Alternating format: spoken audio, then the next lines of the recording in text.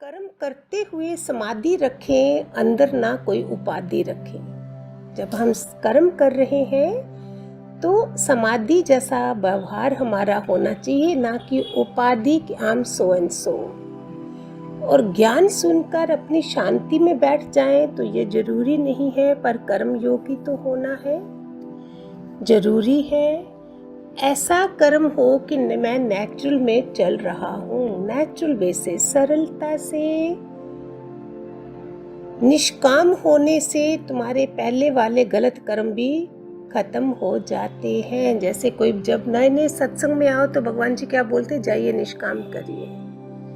उससे हमारे जो गलत कर्म हमने करे, हम दूध से धुले हुए तो आते नहीं हैं, तो उससे तुम्हारे कर्म खत्म हो जाएंगे।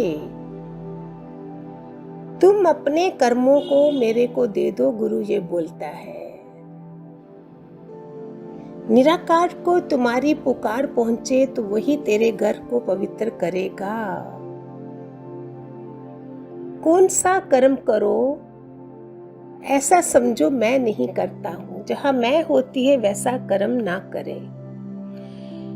ये बड़ा सांप है गले में, जितना तू अपने को जानेगा उतना कर्म से छूटेगा।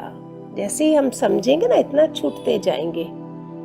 जितना हम ऊपर ऊपर जाएंगे, प्लेन में बैठते हैं तो कितने छोटे छोटे सारे लोग दिखते हैं, मकान बड़े बड़े छोटे दिखते हैं। ऐसे हम ऊपर को जाएंगे तो ये सब छूटता जाएगा। सत्पुरुष क्या बोलते हैं, भगवान जी क्या बोलते हैं, तुम्हारे कर्म तभी कटेंगे जब भी तू अपने जीव पने का मौत करेगा। जीव पना, निर्जीव हो जाए हम। आई होप सारे प्यारे भगवान के बच्चे समझ रहे होंगे ये ज्ञान कितना सरल था हमारे लिए। ज्ञानी इसलिए झुकता है कि आगे वाला उसको देखकर कोई कर्म ना बनाए। ज्ञानी इसलिए झुकता है। तो ज्ञान से तरेगा या कर्म से तरेगा, बताओ जरा। दुनिया सारी मूर्ख है, पर तू ज्ञान से हल्का होके बैठो। सेल्फ को जानेंगे तो फिर कर्म करना जरूरी नहीं है। पूरा दिन मेरे को ये ध्यान रखना है कि एक भी कर्म ना बने। ये मन बुद्धि से हमने कर्म बनाया और फल भी भोगा। ये मन बुद्धि भगवान ने नहीं दिया है। ये मैंने गिना, ज्ञान में नहीं थे तो अपनी मन बुद्धि से चलते थे। अभी जो गुरु बोलता है वैसा चलते हैं। ज्ञान अग्नि इतनी जले जो मेरा कर्म बने ही नहीं। ऑल द टाइम केवलम ज्ञान मूर्ति। जब भी किसी से बात निकले, वी आर अंडर वॉच। आप भी जहाँ रह रहे होंगे, people are watching you, not me. I am not watching to people. मैं ही बड़ी सत्संग की बातें करती हूँ, मैंने ही सफ़ेद कपड़े पहने हैं, मैंने ही रिनाउंस द वर्ल्ड किया है, and they are watching us. मैं जो आत्मा के सिवाय जो भी दिखता है वह सब माया है।